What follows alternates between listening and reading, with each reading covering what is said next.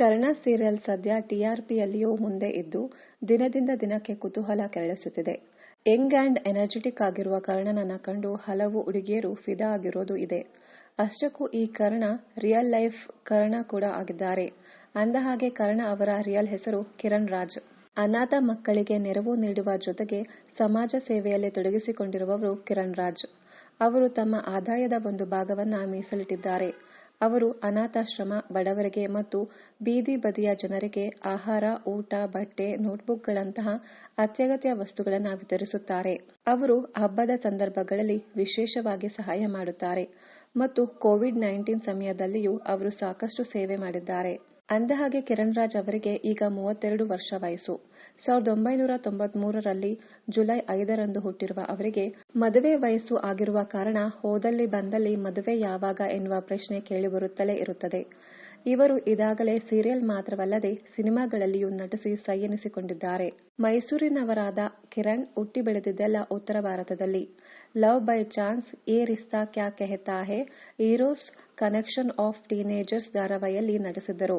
ದೇವತೆ ಸೀರಿಯಲ್ ಮೂಲಕ ಕನ್ನಡ ಸೀರಿಯಲ್ಗೆ ಎಂಟ್ರಿ ಕೊಟ್ಟ ಇವರು ಗುಂಡ್ಯಾನ ಹೆಂಡತಿ, ಚಂದ್ರಮುಖಿ, ಕಿನ್ನರಿ, ಕನ್ನಡತಿ ಧಾರಾವಾಹಿಗಳಲ್ಲಿ ನಟಿಸಿದ್ದಾರೆ. ಕನ್ನಡತಿ ಧಾರಾವಾಹಿನ ಅಭಿನಯಕ್ಕಾಗಿ ಜನಮೆಚ್ಚಿದ ನಾಯಕ ಪ್ರಶಸ್ತಿ ಪಡೆದಿದ್ದಾರೆ. ಡ್ಯಾನ್ಸ್ ಹಾಗೂ ಲೈಫ್ ಸೂಪರ್ ಗುರು, ಬಿಗ್ ಬಾಸ್ ರಿಯಾಲಿಟಿ ಶೋಗಳಲ್ಲಿಯೂ ಭಾಗವಹಿಸಿದ್ದಾರೆ. ಈ ಹಿಂದೆ ಅವರು ಮದುವೆಯ ಬಗ್ಗೆ ಮಾತನಾಡಿದ್ದರು.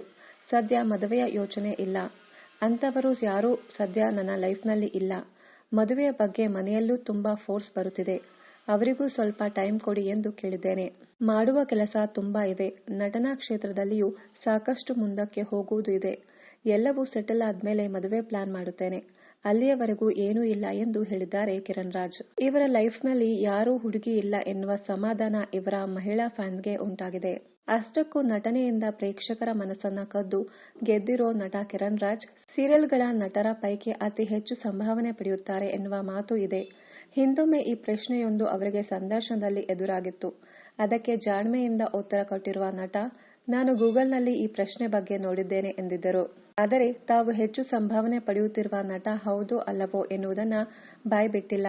ಬೇರೆಯವರು ಎಷ್ಟು ಸಂಭಾವನೆ ಪಡೆಯುತ್ತಾರೆ ಎನ್ನುವುದು ನನಗೆ ಗೊತ್ತಿಲ್ಲವಲ್ಲ, ಅದಕ್ಕೆ ನಾನು ಹೆಚ್ಚು ಪಡೆಯುತ್ತೇನೋ ಇಲ್ಲವೋ ಗೊತ್ತಾಗುವುದಿಲ್ಲ ಎನ್ನುವ ಉತ್ತರವನ್ನ ಅವರು ಕೊಟ್ಟಿದ್ದರು.